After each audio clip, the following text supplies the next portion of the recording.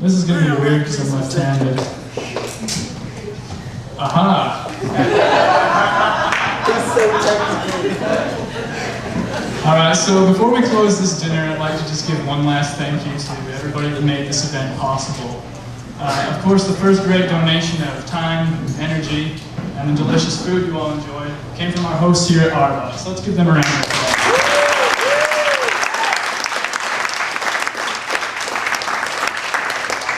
We'd like to sincerely thank you for allowing us to use your beautiful restaurant, both for its symbolism and its aesthetic value.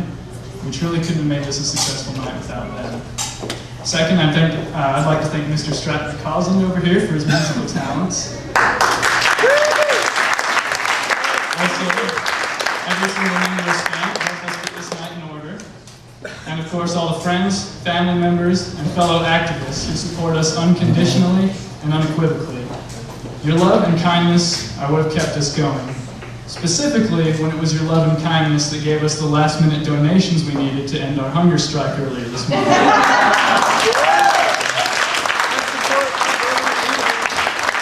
As you can see from my already gaunt physique, you saved us all from a horrible fate.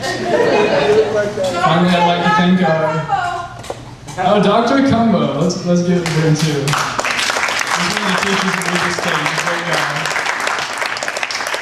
And last but not least, I'd like to thank our guest speakers, Neil Hansen and Jennifer Seeley.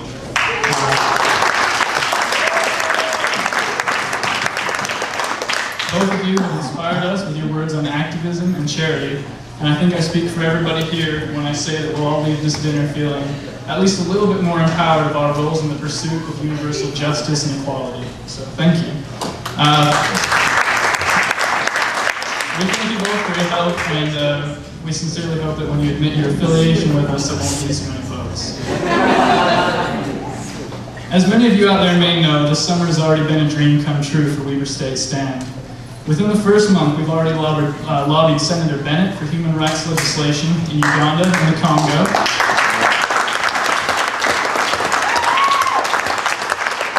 We've held the hunger strike I mentioned, both to raise money for invisible children and to create awareness of the adverse conditions the world's refugees face daily. And of course, we put together this wonderful dinner, and thus far have raised, I think, about $4,000 for invisible children. So,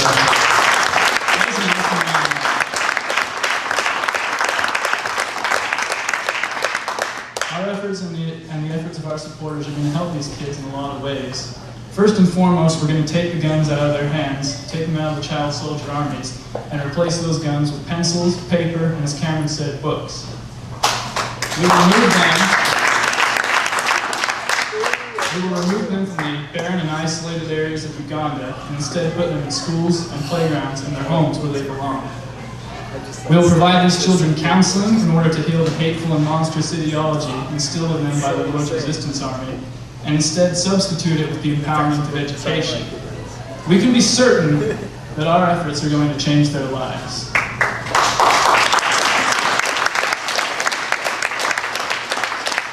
But I think one of the big questions that's been posed already is, how is it going to change our lives?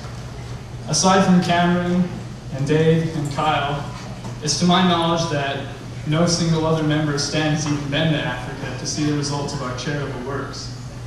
We can imagine the effects that these efforts will have, but we don't get to see exactly where that money goes, and that can bother any of us. I'd go so far as to say that at least some of our guests around here had some kind of skepticism towards international charities, not necessarily Weber State Stand, but with other organizations that they've undoubtedly seen. Why should we get involved in international affairs that may never have a direct impact on our lives? Whenever I'm asked this question, I like to reply with what I see as an undeniable maxim. I strive to help these people who are stricken by poverty, malnourishment, and torture of all kinds, people who live in fear of murder, rape, enslavement, and all other kinds of horrific brutalities. I strive to help these people because I'd like to believe that if that were me, that somebody out there, anybody out there, cared. As citizens of the world's first great democracy, and as citizens of an ever-expanding technological world, We are endowed with a unique and awesome power unparalleled in the annals of history. We have been given all the tools to have an immeasurable impact on the world around us. The forefathers of our government and the patriots who fought and died for our country gave us both democracy and the precedent to protect and preserve what was once considered a fragile or impossible social structure. Our technology gives us the power to know. Our news outlets and networking, coupled with the lightning speed of information, allows us to become aware of the world's problems faster than ever before. But knowledge of the world's problems can be disheartening, and indeed can cause us to be lethargic towards these issues. But as John Prendergast, a co-founder of the Enough Project, has said, we have no enemies here. We just have apathy and indifference to overcome. John, of course, was talking about the condition of the human rights movement in the United States.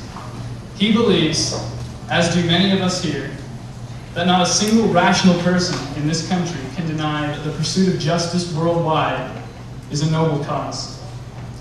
But he also believes that the effort that we see throughout our nation, and indeed the world, is nothing but a small fraction of what could happen if we put indifference and apathy and powerlessness behind us.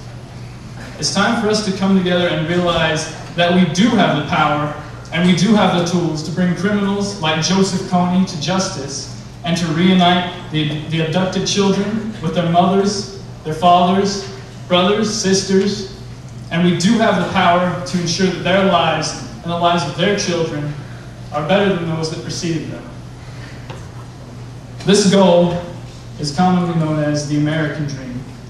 But the dream to better oneself and the lives of others did not originate in America, and it should not be held solely within our borders. This dream is the world's dream. And we're part of the effort, all of us here, to make that dream a reality. I'd like to thank you all one last time for coming out, and I'd like to encourage you to keep in touch with us in the future. We've got a lot to do. We've got a lot of work to do, not only on this human rights issue, but issues worldwide.